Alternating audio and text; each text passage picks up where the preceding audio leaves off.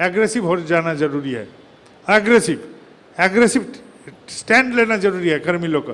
कैसे? हम लोग जब ईष्टविधि के बारे में पूछता है तो हम लोग भयभीत हो जाते हैं, बोले धर्म में पैसा क्यों? तो हम लोग डिफेंस में आ जाते हैं, शायद ठाकुर जी ऐसा कुछ बोले हैं जो ठीक नहीं है, धर्म में पैसा क्यों? उत्तर तो मेरे पास भी नहीं है, ऐसा मालूम पड़ जाता है। लेकिन हम बोलते हैं बेटा तुम जो ये बच्चे से ये इतना बड़ा हुआ है, बिन पैसा का बड़ा हुआ है। तुम्हारा माँ बाप ने जो तुमको जन्म दिया है उस समय भी पैसा लगा था, तुमको खिलाया पढ़ाया तब भी पैसा लगा। तुम अभी जब बाप माँ को सेवा करोगे तब भी पैसा लगेगा। तो तुम्हारा बाप माँ और तुम्हारे बीच में पैसा आ सकता है, तो ठाकुर जी के साथ क्यों नहीं आएगा? तुम्हारा बाप माँ और तुम्हारे साथ जो पैसा का संपर्क है वो उसको तुम व्यवहार में लगाते हो, और ठाकुर जी को जो देते हैं उसको व्यवहार में वो नहीं लगाते हैं। यही फर्क है। और धर्म में पैसा और तुम्हारा प्रेम में पैसा आ जाता है।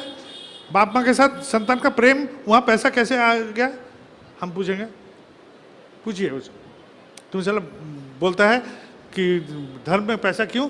हम बोलता है तुम्हारा ये स्नेह बंधन में पैसा क्यों? तुम्हारा माँ बाप के बीच में तुम्हारा स्नेह बंधन है ना, तो उसमें पैसा क्यों है? बाप माँ को बिना पैसा का दवाई खिला के दिखा दो, नहीं होगा, वहाँ भी पैसा लगेगा।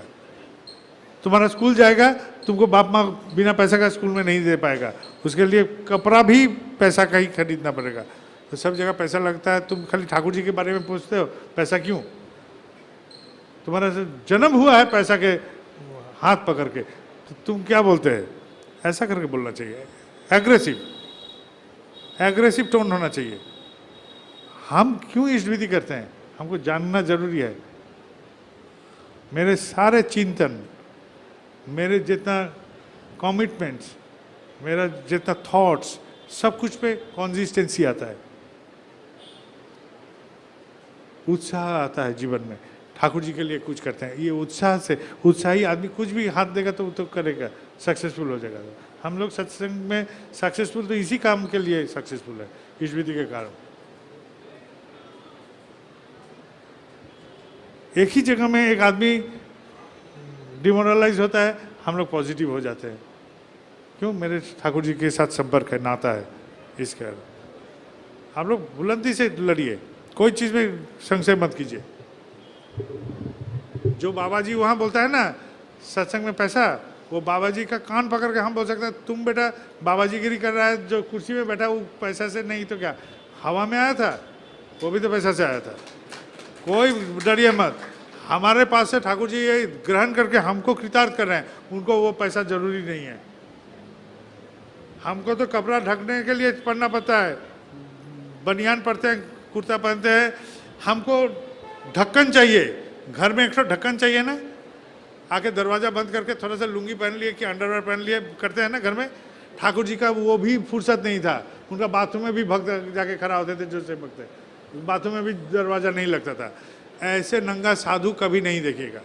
वो ठाकुर जी मेरा है, आबरू नहीं है, कोई आबरू नहीं है, एकदम बेआबरू है।